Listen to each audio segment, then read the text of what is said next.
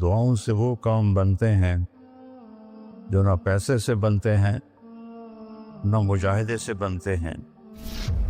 مجھے پتہ نہیں کہ اللہ نے یہ سارا نظام میرے ساتھ کیوں چلایا، کیسے چلایا۔ تم واپس آئے تو دونوں مائیاں عرب والی کی تھی، سوئی پڑی تھی۔ میں نے کہا اماں جی اٹھو، تھوڑا گھر ویکھ آیا، تم لے جانا۔ تم میں سے ایک دم وے بیٹا تینوں رب اپنے سونے دیا زیارتاں کرائی رکھے۔ میں نے بیگم سے کہا بیگم یہ دعا قبول ہو گئی۔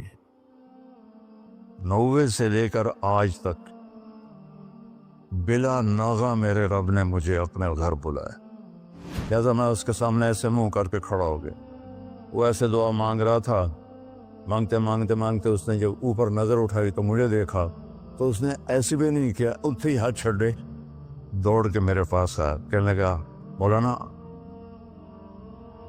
تمہیں پتہ میں کی دعا کر رہا سی؟ میں کہا میں کوئی نجومی ہے جو انہوں پتہ لگے ہوئے؟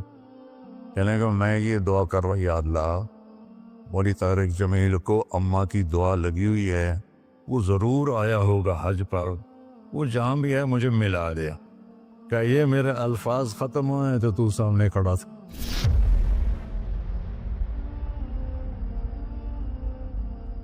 دعاؤں سے وہ کام بنتے ہیں جو نہ پیسے سے بنتے ہیں نہ مجاہدے سے بنتے ہیں۔ مجھے پتہ نہیں کہ اللہ نے یہ سارا نظام میرے ساتھ کیوں چلایا، کیسے چلایا۔ یہ ایک واقعہ کی طرف میرا ذہن جاتا تھا۔ سردی شدید تھی اور ریمنڈ سنسان ہو رہا تھا۔ باہر بازار میں 2 ہوٹل تھے، ایک چائے کی دکان تھی۔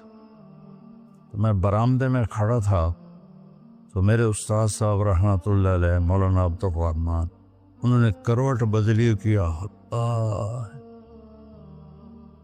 تو ان کے قریب دوسرے استاد لیٹے ہوئے تھے، مولوی احمد بٹلہ صاحب۔ کہنے کہ مولانا کیا ہوا؟ کہنے کہ سر میں بہت درد ہے۔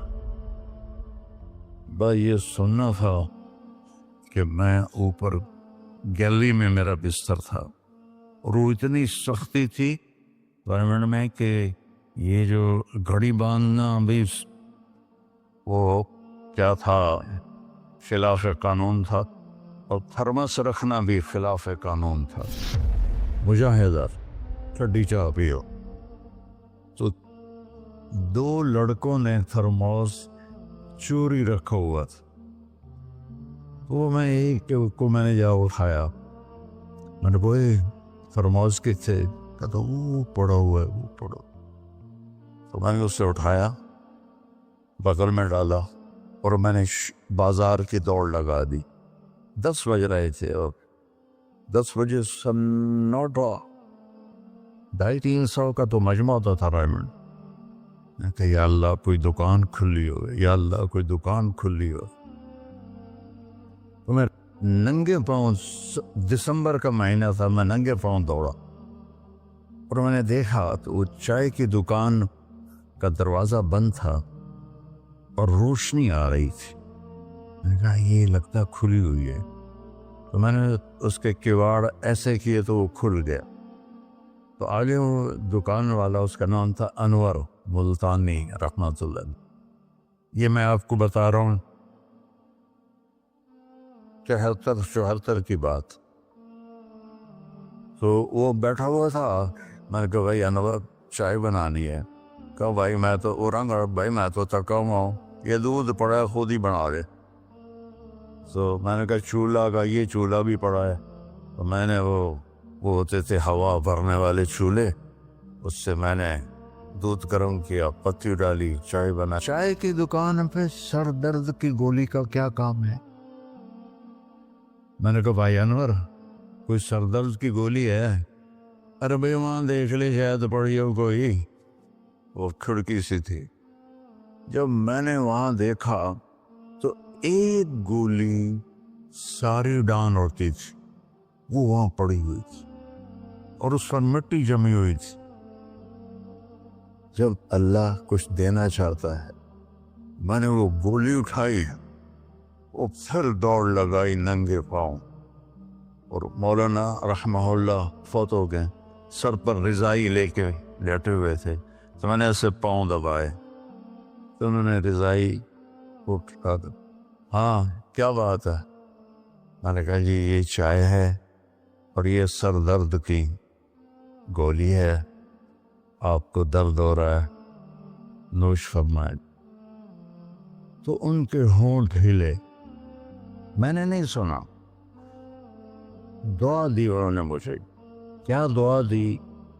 وہ خود فرماتے تھے کہ طارق جمیل کی قبولیت میری دعا سے ہے، اور ایک میرے ساتھی تھے مولوی خورشید کی قبولیت میرے ڈنڈوں کی وجہ سے، اس کی پٹائی بہت کی تھی انہوں نے، تو میرے بارے میں فرماتے تھے کہ یہ میری دعا کا اللہ نے اس کو سلا دیا ہے۔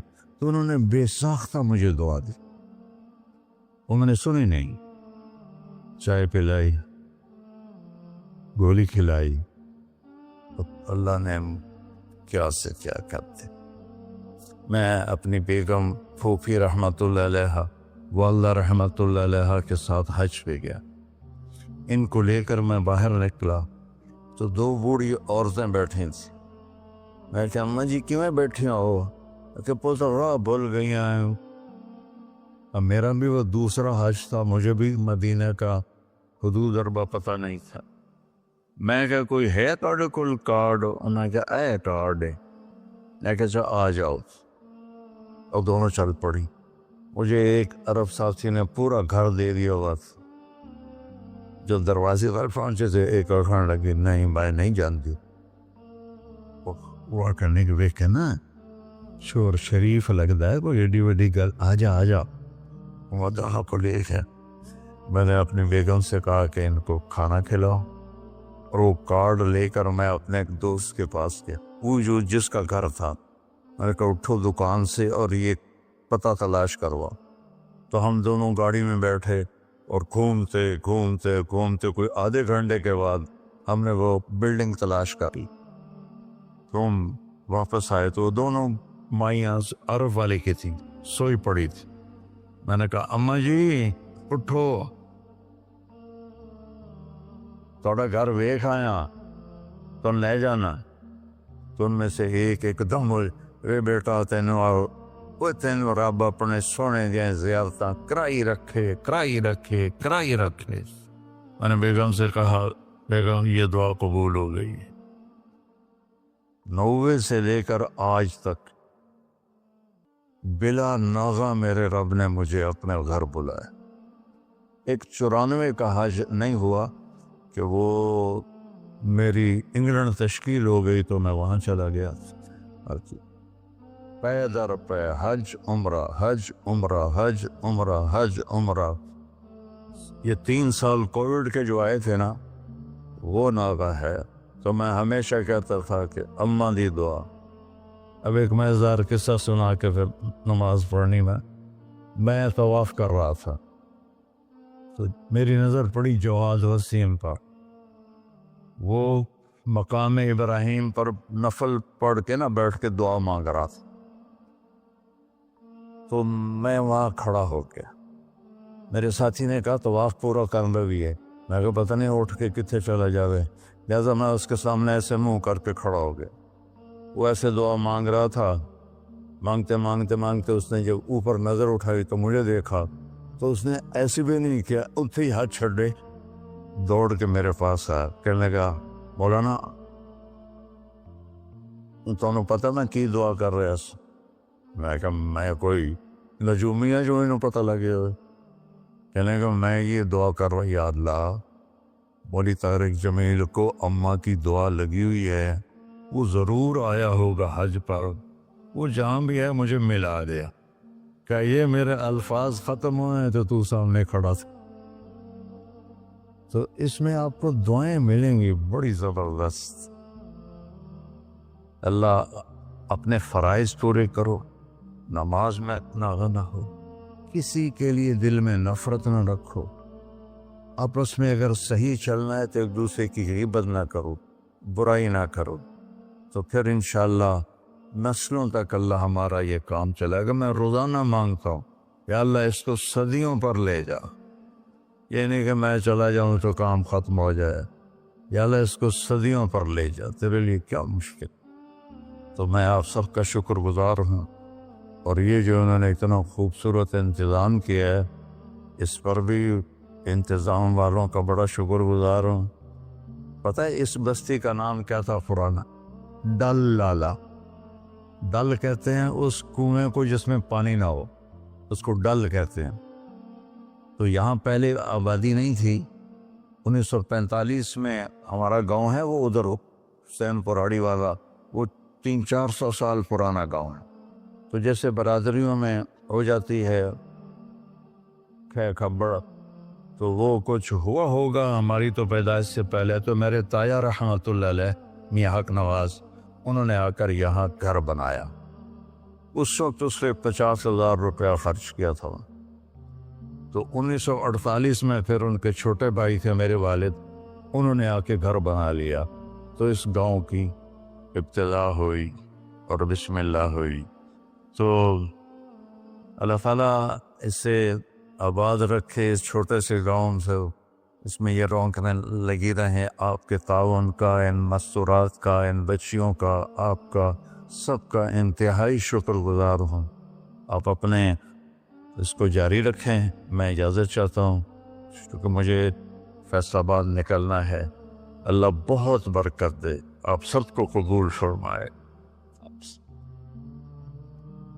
السلام علیکم.